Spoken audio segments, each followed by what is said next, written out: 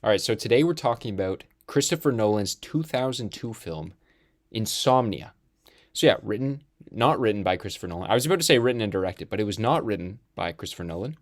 It was written by a bunch of people. The screenwriter is Hilary Seitz, and it was based on a Swedish film from 1997, which is, I believe, directed by, this guy, Insomnia, directed by him, starring Stellan Skarsgård. It's just kind of the small differences that make up like the key moments that are different and just the general style. I haven't seen the old Insomnia, but I did read up a bit about it and what it was about.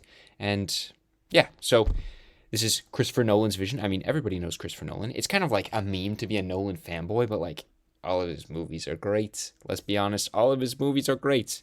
There's not a single one that I don't like. Not a single one that I would give like below a 7 stars. Like, Interstellar, sci-fi. Tenet, I think is underrated. I love it. He's just the conceptual guy. And I feel like, I forget which video I was watching. I think it was on Insomnia, like yesterday. I was watching a video and they're like, he makes these high concept thrillers just more accessible to the general audience. And I think that's very true. But this one is kind of just a normal detective cop murder mystery up in the Arctic of Alaska, and they filmed a lot of it. I think pretty much most of it, if the Wikipedia was correct, in British Columbia, Canada. So wasn't actually in Alaska for a lot of it. But yeah, I think that's this movie. The vibe of it just made me kind of want to watch Twin Peaks again. I watched a bunch of Twin Peaks, but I didn't get through the whole thing. I watched a couple seasons and then I don't know, I stopped. It gets very weird, but it's just like, it just made me appreciate it so much more because of how just like how insane Twin Peaks is and just like how thoughtful, twisty, turny, unique it is.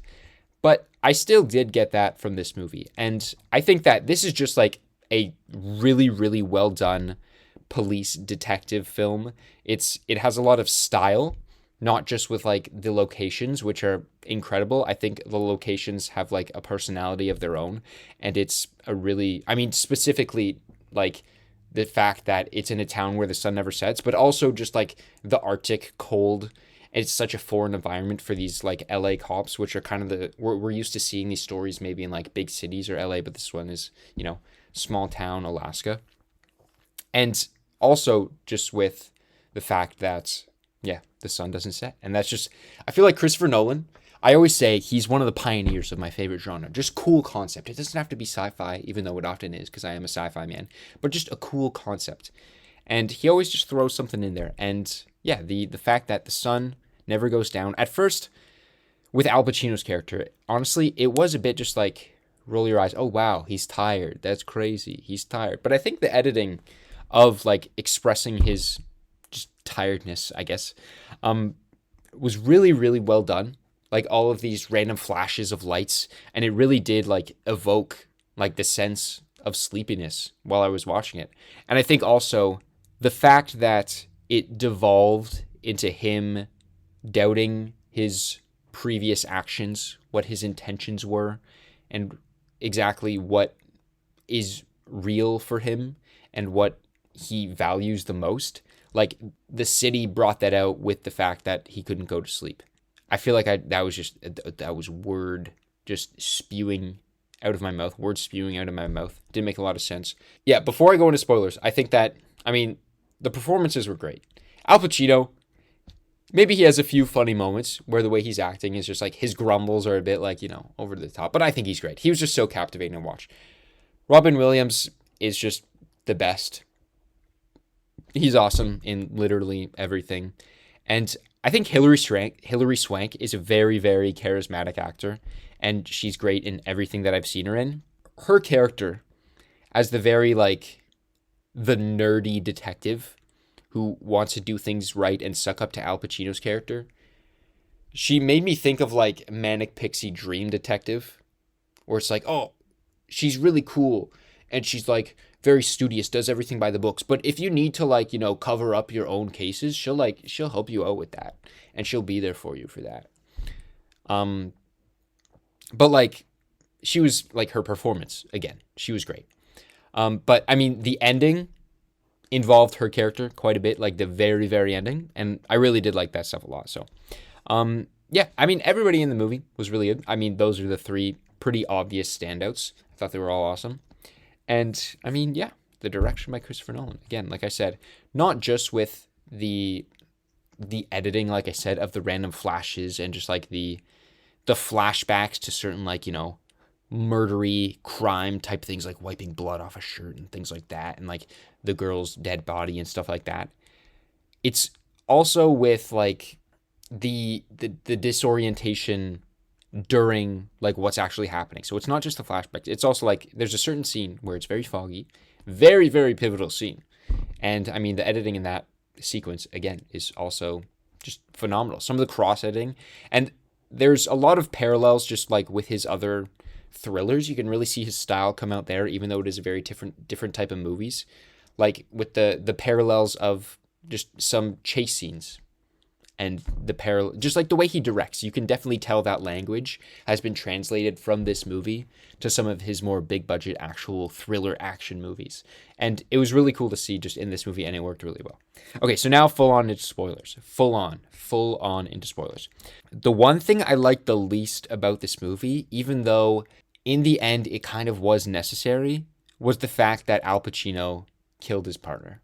Because I feel like the fog was there, and it's like we're just seeing silhouettes of people, and it's like he's gonna shoot somebody else. He's not shooting the bad guy here. And again, it's like he was so close to getting the bad guy. It's like, come on, guys, you're caught. Like, come on, get it. But it's like, okay, adding tension. Yeah, I get it. But it just felt so predictable that he was gonna kill his cop partner. It felt very, very predictable. Given that, the fact that he did kill his cop partner provided like the necessary tension for like the whole movie. Throughout the whole movie, I was like, oh, this is all like set in motion because he did that. And it's like, of course, that's like the plot line there. This is going down. But in the end, the exact moment where my opinion shifted is when Hilary Swank comes up to him when they're going to confront Robin Williams at the very end. And then she says, I know you killed your partner.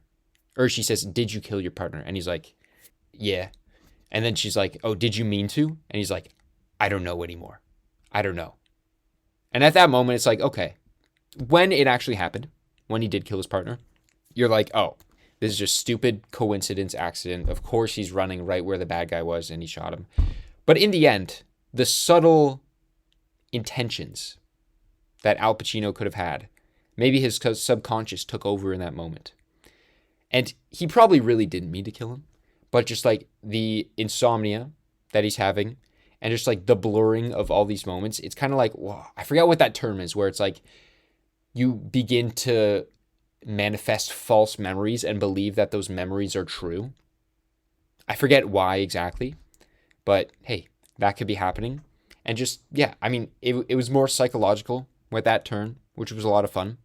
I also think that the fact that his partner was going to like cut a deal with IA, and then it was going to like bring down Al Pacino, and that was all expressed through dialogue, and it was just very like information setup stuff, which I really didn't love that much. Like when they were having that conversation when they first got there and they went to the bar, and then Al Pacino got all mad because he was like, I'm not hungry anymore, actually. And then he leaves because he's like, he was going to screw him over because he was going to like cut a deal, and his like former like people he put away were going to like get loose because of it. They were like reinvestigate stuff.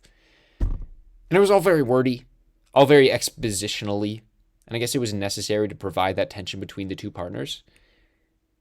But I just didn't enjoy hearing it. Every time it was brought up, I was like, oh yeah, it's that part where the IA is like being annoying, and then he's like actually a cool cop, but then he like, does bad things, and it's like, cops, am I right? Didn't love all that stuff. But when we're into the actual like murder mystery, solving Twin Peaks style, little high school girl murdered, and you got to figure it out, all that stuff was just awesome. Again, you got like the punk boyfriend who rides a motorcycle. Got to investigate him. You got like the best friend who just like doesn't want to cooperate. She's just smoking, and she's like, what do you guys care? You guys are cops. You're like big time. And she's like flirting with him, and he's like, oh yeah, let me take you to this dump where your bestie's body was just thrown. All that stuff was fun. Again, very Twin Peaks. I keep making that reference. Again, some of the scenes, just Al Pacino was great. Him going against everybody and like forging this relationship with Robert Williams, who, by the way, he didn't come in until like over an hour into the movie, which was awesome. There was a point, it's like I looked at the cast list before, and of course I've seen this Letterboxd page, which has him literally like right there. And like 30 minutes in, I didn't even remember that he was in it. And I was like, I remembered at like a random point, and I was like, I wish I didn't just like randomly forge that memory and been surprised when he showed up on screen. But yeah, when Al Pacino was going off, trying to cover his tracks, forge a bullet by shooting into a dead dog, then going to Robin Williams' house, which was cool because this like piece of paper fell from his door because he opened it, which allowed Robin Williams to know that somebody was in his house. And then he was standing out there, and then he dipped. Then they had this chase scene, and it was just Frogger. They had a chase scene of Frogger in a movie where they're going on a bunch of moving logs side to side. And they had to jump over the logs, but then Al Pacino couldn't jump over the logs. You could tell like the stunt double for Al Pacino was used a lot when he was going down those rocks in that foggy scene, when he was running away in that scene, when giving him chase, jumping over fences. It was that is not Al Pacino, 100% not Al Pacino. But okay, yeah, that chase, it was one of the things where it felt like it was very Christopher Nolan thriller action director coming in those moments, and it just felt like off because it was like the psychological crime case. And now he's trying to jump over logs, and they're hard to jump over, so he falls, and that makes him lose the bad guy. And I was like, It was like when he was underwater in the logs, I felt nothing. Oh no, he's about to drown. No, I was like, okay, we've seen this beat a million times, this generic action scene. I just didn't need to be there. Forging the relationship with Robin Williams, their romantic phone calls that they had. They meet each other on the ferry. Robin Williams has a wild card with his tape recorder, but then he actually is up to his word, and then he brings it later so Al Pacino could throw it out, but who knows if it was the only one. All that stuff was really fun, and I think one of my highlights that is just escaping my brain at the moment, just the psychology of Robin Williams' character in this one was great, because his whole thing, he feels like him and Al Pacino, they're on the same side. They're thinking the same things. They went to this town. He understands that the sun makes it hard to sleep. And they both know what it's like to kill somebody by accident. And Robin Williams has just had it skewed in his mind this whole time that he killed the girl on accident. It's like she was coming over. She was yelling about her boyfriend. And he tried to kiss her, and then she started laughing. And then he was like, but she wouldn't stop laughing. I just wanted her to stop laughing. And then so he covered her mouth, and then she started screaming. It's like, I just wanted her to stop screaming. It was just like in the moment, and it was like an accident. And it's like, I just like choked her for like 10 minutes. Oops. And he has this skewed in his mind, like, we both killed by accident, Al Pacino. And that stuff was great, because that part of him revealing that, I think it was on the phone. We didn't get that for a while. So we could be convinced that he actually did do something by accident. It was genuinely. But then we're like, no, this guy's just completely messed up. But then Al Pacino is still like kind of following along with him. Then they're in the interrogation room, which that scene was phenomenal. Al Pacino flips out on Robin Williams in there. Oh, yes, you wanted to have sex with her. You wanted to do this. There's this gun. I need to excuse myself. That's my Al Pacino impression. I know. Very good. Then, he goes to the boyfriend's house where supposedly there's a gun planted. But it's not in the place where he said it was going to be. It was somewhere else. And he hid in the bathroom just in time to get out. Because, like, in my head, I was like, in that situation, I was like, he's been able to keep it, like, on the wraps that he's been working with Robin Williams and breaking into places this whole time. But he genuinely could have gotten figured out when he was hiding in that bathroom there. I was like, what would I do in this? Would I just like pretend I just got there? I was like, I was checking the bathroom. But then they conveniently found the gun at the exact time. That was good tension. Tension done well. And then we move on. Hilary Swank finds another bullet, which is like, really? Nobody found that bullet earlier. It was kind of like when we saw it, it was kind of just like there. It was like there. It's like, really? This whole search team didn't find that previously? Then she gives Al Pacino a hug, squeezes his backside, which is where he keeps his secret weapon, and figures out that it's the right bullet. She knows that he did it. They go to get the letters from Robin Williams. Al Pacino is behind. He's almost crashing his car because he's so sleep deprived. Then Hilary Swank confronting Robin Williams. Robin Williams hits her. Al Pacino comes, saves the day. Shootout. It was a fine shootout. It was okay. Cool cabin. Like the walk up to the cabin was just like on water, just like this little path. It's like if you're coming home drunk and losing your balance, you're drowning. You're drowning. Then the key pivotal moment at the very end, which I really, really did like. Al Pacino gets shot, but Robin Williams gets shot as well. Dies, falls in the water. And Hilary Swank is like, I know you killed your partner. I can maintain your reputation by throwing this bullet away. And he's like, no, maintain your way. Don't be corrupt. Because I really did like the fact that Al Pacino, there was a very, very small detail earlier where he reveals it to the manager of the hotel. A great scene as well. He talks to her and he's like, this one time, am I wrong for, I knew this guy was guilty. I'm a cop. You know, the juries, they always make these judgments, but it's like, I know. And I know. A little bit of propaganda.